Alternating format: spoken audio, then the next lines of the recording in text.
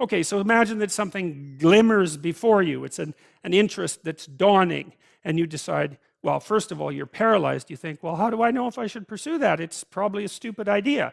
And the proper response to that is, you're right, it probably is a stupid idea, because almost all ideas are stupid. And so the probability that as you move forward on your adventure that you're going to get it right the first time is zero. It's just not going to happen. And so then you might think, well, maybe I'll just wait around until I get the right idea, and which people do, right? So they're like 40-year-old, 13-year-olds, which is not a good idea.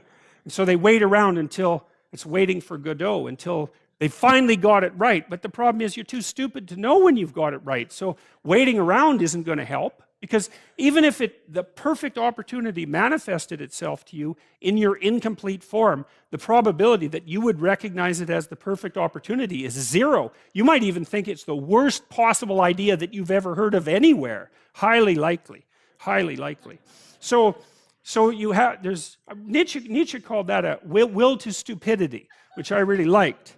So, because he thought of stupidity as being, you have to take it into account fundamentally and work with it. And so you can take these tentative steps on your pathway to destiny, and you can assume that you're going to do it badly. And that's really useful, because you don't have to beat yourself up. It's pretty easy to do it badly. But the thing is, it's way better to do it badly than not to do it at all. And that's the continual message that echoes through these historical stories in Genesis. It's like, these are flawed people. They should have got the hell out of their house way before they did. And they go out and they stumble around in tyranny and famine and self-betrayal and violence. But it's a hell of a lot better than just rotting away at home. And so it doesn't matter that you overshoot continually.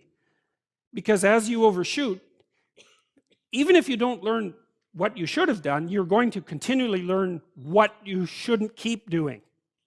And if you learn enough about what you shouldn't keep doing, then that's tantamount at some point to learning at the same time what you should be doing. See, it's also useful to know that, because you can also be deluded into the idea that, imagine that you're trying to become enlightened, which might mean to turn all those parts of you on that could be turned on. You think, well, that's just a linear pathway uphill. It's just from one success to another. No, it's not. It's like, here you are and you're not doing too badly, and the first step is a complete bloody catastrophe. It's worse. And then maybe you can pull yourself together and you hit a new plateau, and then that crumbles and shakes, and bang, it's worse again. And so, because part of the reason that people don't become enlightened is because it's punctuated by intermittent deserts, essentially, by intermittent catastrophes. And if you don't know that, well, then you're basically screwed, because you go ahead on your movement forward and you collapse and you think, well, that didn't work, I collapsed. It's like, no, that's par for the course. It's not indication that you failed, it's just indication that it's really hard. And that when you learn something, you also unlearn something. And the thing you unlearned is probably useful, and unlearning it actually is painful. Let's say if you have to get out of a bad relationship. It's like there isn't any relationship that's 100% bad. And so when you jump out of it, well, maybe you're in better shape, but you're still lonesome and disoriented, and you don't know what your past was, and you don't know what your present is, and you don't know what your future is. That's why people stay with the devil they know instead of, looking for the devil they don't know. So anyways, the fact that you're full of faults doesn't mean you have to stop.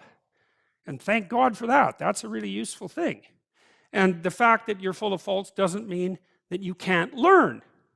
And so you can posit an ideal, and you're going to be wrong about it, but it doesn't matter, because what you're right about is positing the ideal and moving towards it. If the actual ideal isn't conceptualized perfectly, well, first, surprise, surprise, because like, what are you going to do that's perfect? So it doesn't matter that it's imperfect. It just matters that you do it and that you move forward. So that's really positive news as far as I'm concerned, because you can actually do that, right? You can do it badly. Anyone can do that.